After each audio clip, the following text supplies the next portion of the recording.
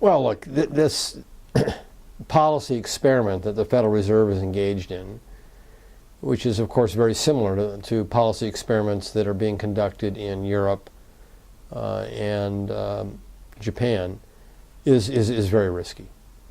It's untested, it's unconventional, and in my view, it's a big mistake. Because initially the policy grew out of a deep and legitimate concern about a U.S. and a world economy in crisis.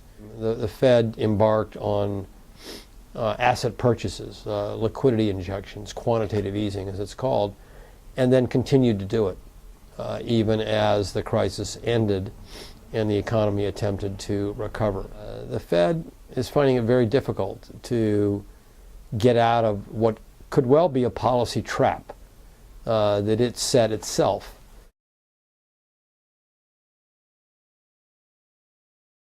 I'd like to see initiatives aimed at providing broader support to Chinese consumers.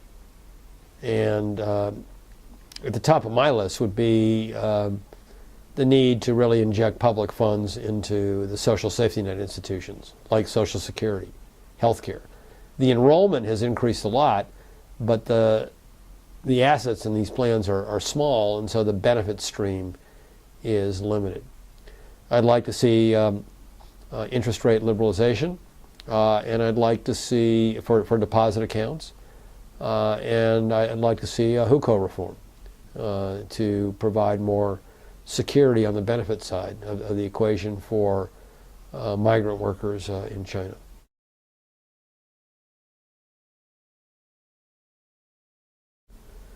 I think we make too much of the property bubbles in China.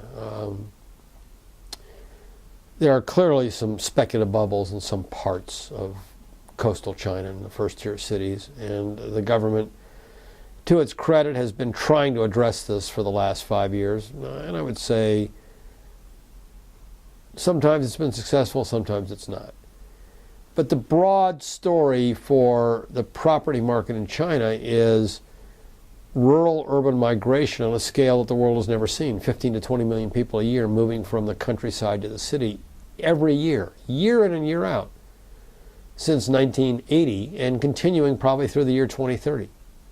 So I don't share the view that many have expressed that China's a big construction bubble like Dubai or worse than Dubai. I think that unlike Dubai, where it's all speculation, there's no indigenous population, the urban share of the Chinese population is 52.6% in 2012, headed up to 70% by sometime in the year 2030.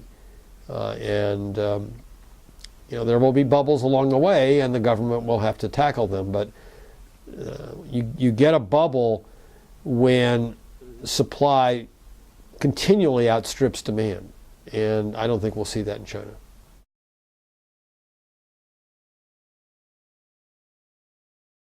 Look, I'm a long-term optimist on China, and yet the Chinese stock market has performed very poorly in the last 5 years compared with other stock markets around the world. Yet I think over time that the markets will reward economic growth. The fears of the China slowdown are vastly overblown, because today's Chinese economy that's not growing at 10% is a different economy than the one that was historically growing at 10. And tomorrow's Chinese economy, if it grows at 7 to 8%, will be very different than the one that used to grow at 10. The opportunities will shift to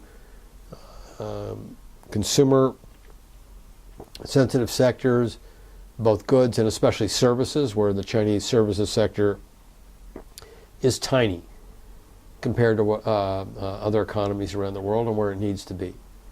I think that as the Chinese services sector comes together and grows, there will be spectacular opportunities for foreign participation as investors and as in terms of foreign direct investment